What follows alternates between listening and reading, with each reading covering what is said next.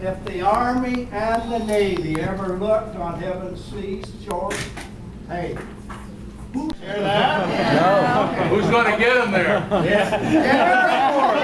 Then you turn around and leave us. Just when we wave goodbye, we'll come back when it's over. Hey, don't ever let them get you, man. We can see them every time.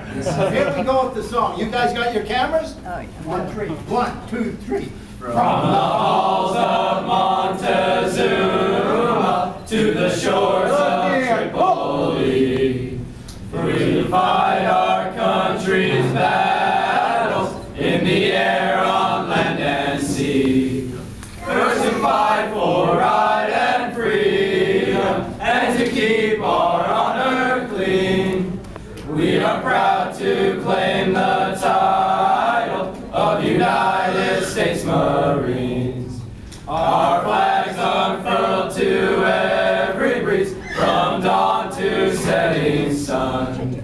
We have fought in every clime and place where we could take a gun.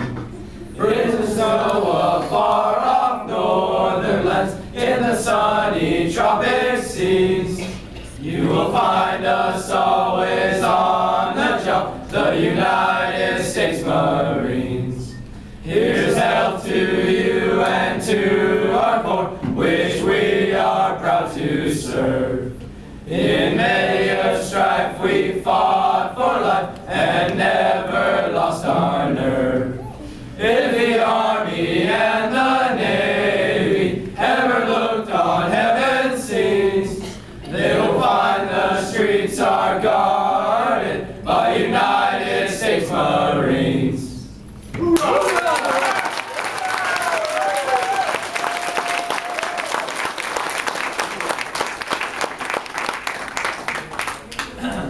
Well, I don't see that MC, so I'll introduce myself. I'm Brother Don Bennett, and I've had the assignment for 2.5 years now to work in the branch presidency here on Sundays. And it's my great pleasure to do this because I spent in excess of 30 years in the Marine Corps, and as of today, I have been retired for 30 years.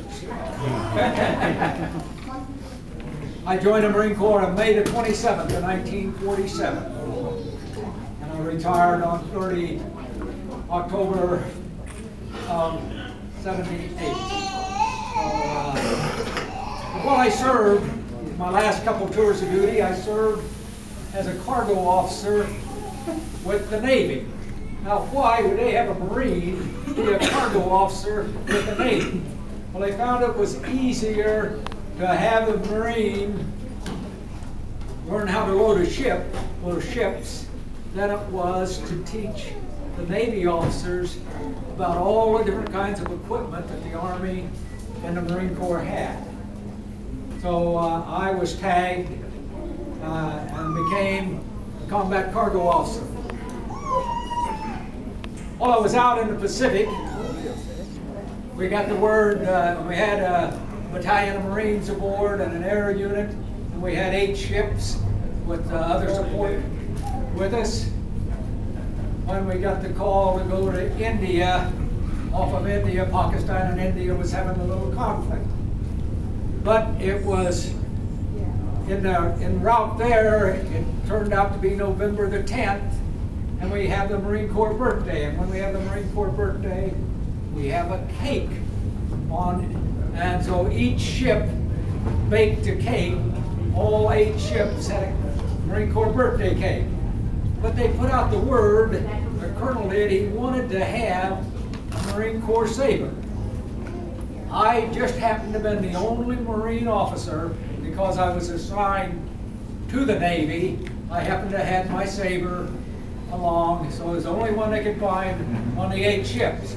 So they borrowed my saber and went from ship to ship, the 3 colonels, and cut the birthday cake.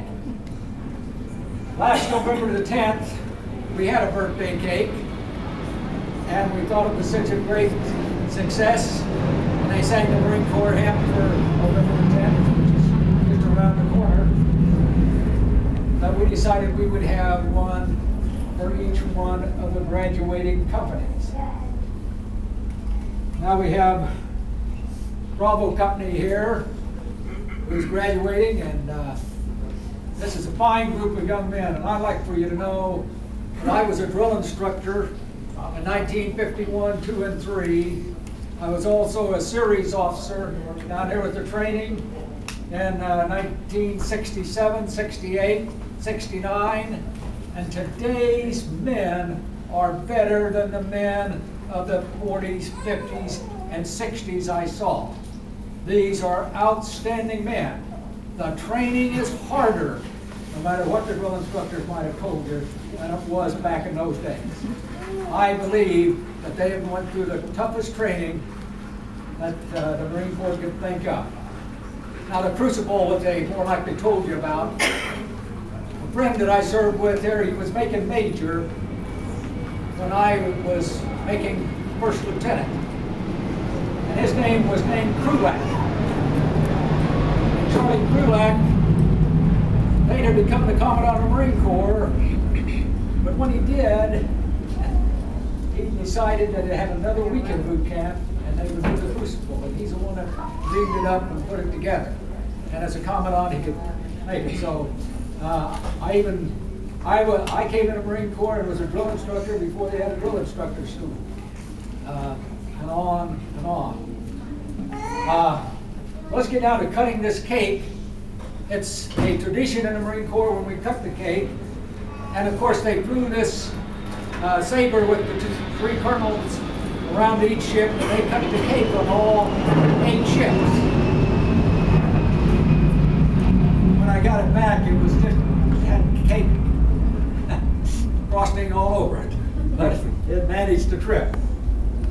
Today we're going to cut the cake and we're going to give a piece to the oldest Marine here, and then we'll give a piece to the youngest Marine, and then we will let them decide whether it's edible or not. If it is, and we'll have ice cream and cake for everybody.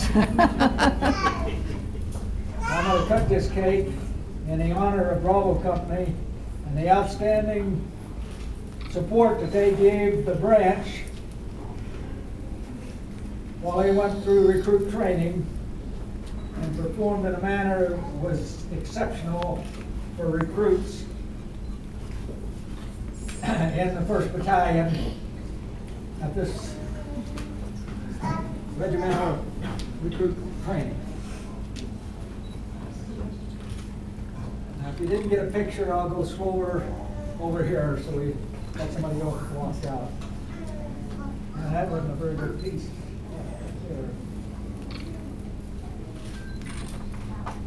Now, I'm going to have one of these Marines over here to hold on to that saber. Don't lick it. He can lick it if he wants. I'm just going to throw it away anyway. Not today. Okay. The oldest Marine. Why don't you give him your name and how old you are? Bobby Daniels, 19 years old. 19. We usually have somebody 24, 25 here. Returned missionary. But in this case, 19. And I want to find out if it's any good. Is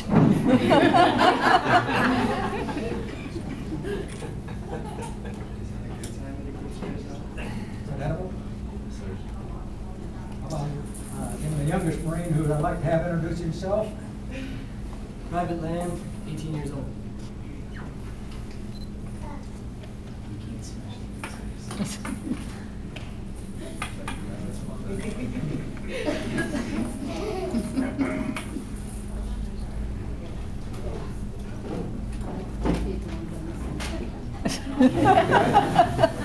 Edible? Let's have ice cream and cake.